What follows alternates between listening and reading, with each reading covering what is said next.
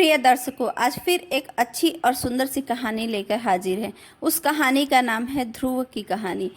बच्चे बलहीन नहीं होते हैं, अगर वे सच्चे मन के हैं तो उनकी सारी मनोकामनाएं पूर्ण हो जाती है। 5 वर्ष के इस बुद्धिमान बालक की कहानी बहुत ही अच्छी और बहुत ही सुंदर कहानी है। बालक ध्रुव अपने माता के बातों से अपमानित होकर बहुत कुछ किए, उसके बारे में यहाँ हम बताते हैं।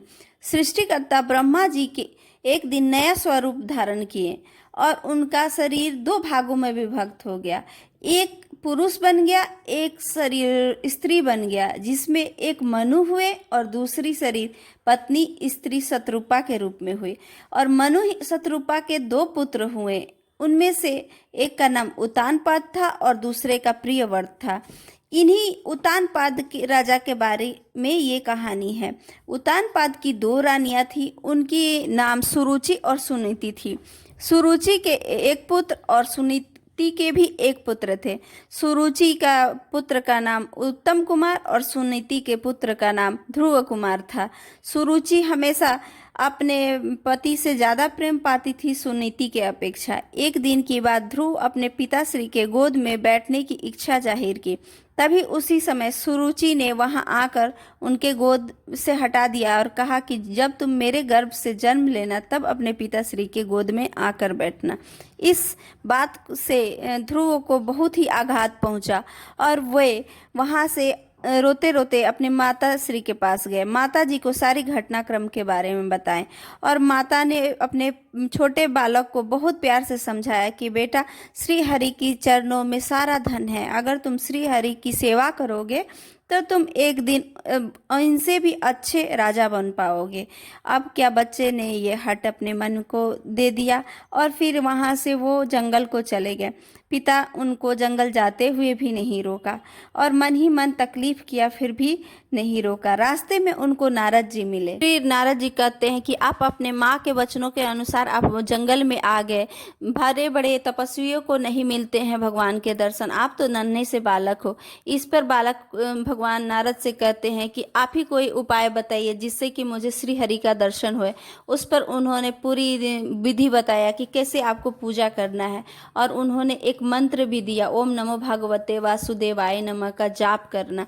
और वो ये भी बताया कि श्री हरि नित्य वृंदावन में वास करते हैं, तुम उसी जगह पे जंगलों में नदी के किनारे तपस्या करो। अब क्या था, वहाँ पे ध्रुव जी चले गए और वहाँ पे तपस्या में लीन हो गए। वहाँ धीरे धीरे उन्होंने फल को भी लेना बंद कर दिए और घास फूस खाने लगे। घास फूस भी कुछ दिनों बाद बंद कर दिए। उसके बाद सिर्फ हवा के मदद से अपनी तपस्या को जारी रखा। उधर नारद जी उनके पिताश्री के पास गए और सारी घटना के बारे में बताएं। फिर वहाँ पे उनके पिताश्री बहुत ही चिंतित हो रहे थे कि मैं अपने पुत्र को 5 वर्ष का नन्हा बालक को खुद निकाल दिया, सिर्फ एक उसकी माँ सुरुचि के कहने पर। ऐसा वो कह के पछता रहे थे। लेकिन वहाँ पे नारद जी समझाएं कि कोई बात नहीं है, आपके बच्चे का ध्यान सिर्फ श्री हरि ही रख रहे हैं, तो फिर आपको घबराने की कोई बात नहीं है।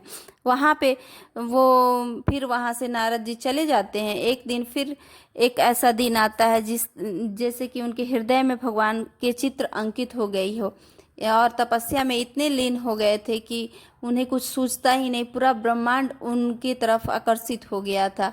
ऐसा देख जानकर श्री हरि स्वयं दर्शन दिए और उनके जो हृदय पटल पर चित्र अंकित था वो निकल गया। फिर वो बहुत ही अचंभित हुए कि मेरा भगवान का जो चित्र था वो कैसे हट गया। फिर उन्होंने आंखें खोला तो देखा कि श्री हरि स्वयं दर्शन दिए हैं, पर उनके मुख से कोई आवाज़ ना निकल पा रही थी। वो उनकी आरती करना चाह रहे थे, वो उनके गान करना चाह रहे थे, लेकिन कुछ कर पा नहीं रहे थे। इससे फिर भगवान ने कहा कि कोई बात नहीं, तुम्हें मैं आशीर्वाद स्वरूप बहुत ही अच्छा उत्तम लोक प्रदान करता हूँ, तुम्हें ध्रुव लोक की प्राप्ति होगी।